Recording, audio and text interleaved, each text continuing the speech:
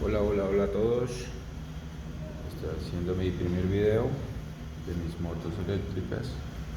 En este momento tengo dos. Tengo esta motico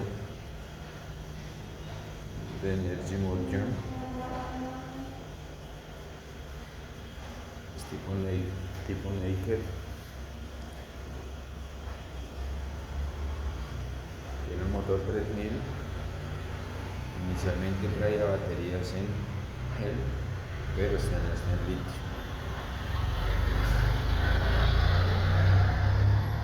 Más adelante les estaré subiendo un video de las baterías que tenía y las que tiene en el momento.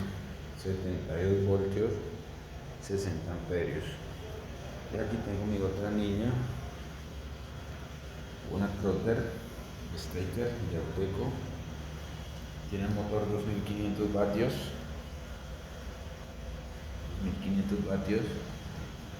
con baterías a 72 voltios, 30 amperios. Ambas motos se fabricarían con la misma batería.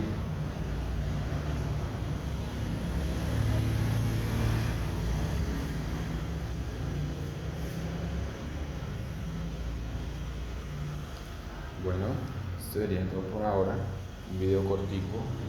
Después estaré subiendo más videos de las rodaditas de estas dos niñas y de las modificaciones y las mejoras que vendrán en el futuro.